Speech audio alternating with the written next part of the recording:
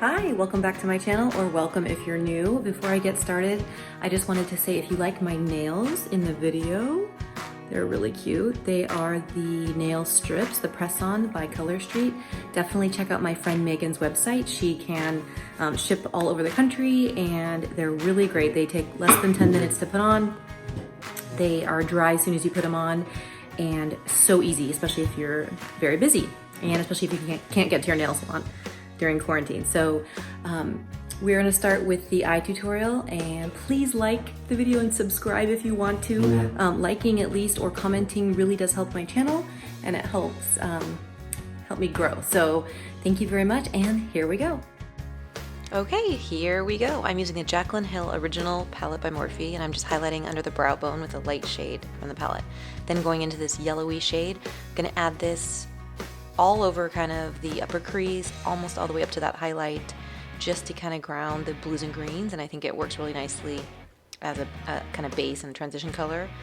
And then I'm going in with this turquoisey color from the palette, and see how it's a little sheer at first, so I just build it up. It takes a little time, but kept on building it up, and this is what I got to. And again, we're going to be cutting the crease with concealer, so it doesn't have to be tidy or neat, you just want to get the color saturated.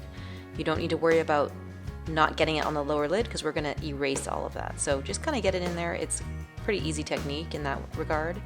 Then this Bobbi Brown limited edition palette, taking the blue and the green, mixing them together. I want to add a little more depth and add some blue in. So I touch a little more onto the blue, which I don't show. You can kind of see it turning more bluey color, kind of like a mermaid tail color, which I love. So again, doing that to both sides and just saturating the color, not worrying too much about placement. Then I take this dark blue from the Wet n Wild palette and putting that on the outer corners. I ended up switching to my finger, and it's not as dark as I want, so I'm gonna retouch that up later with another shadow, but this is just kind of giving me an idea of where the look is going.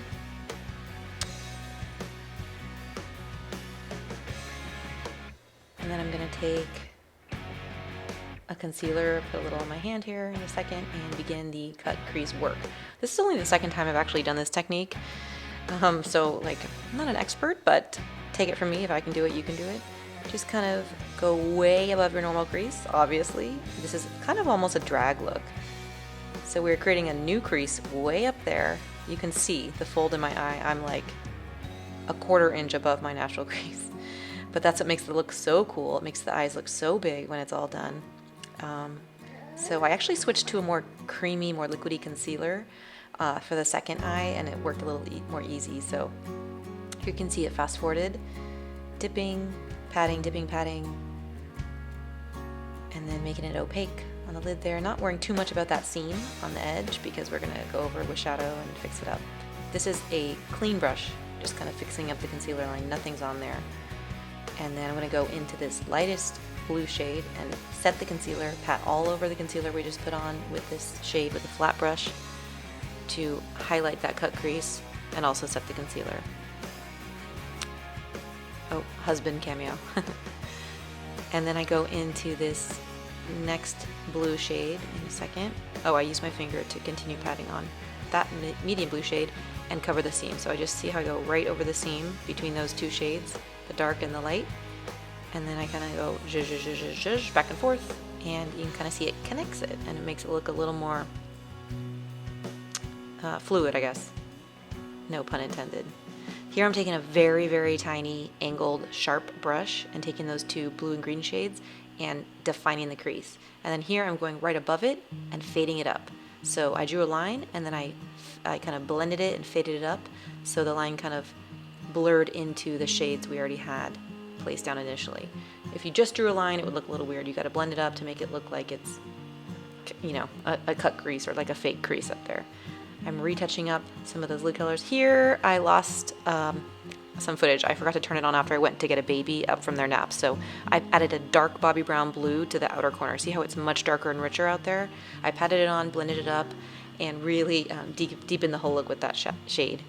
Here is a Rimmel giant pencil. All the colors, all the shades will be listed below. Putting it on the lower waterline and a little bit below, and then blending it with my finger to soften it. Then I'm adding once again those two shades, blue and green, to the lower lash line. So we're creating a nice saturated matching look down here. almost a little more blue because I didn't use that blue liner on the top. And then I take a tiny brush here in a second with the Bobbi Brown deep, deep, deep navy blue, which I didn't show. I should add a picture of it. And putting that just on the outer lower lash line and connecting it up with its same color on the top lid. Then I'm taking this NYX glitter liner, which almost killed me. These hurt my eyes. They make me burn like I'm cutting onions.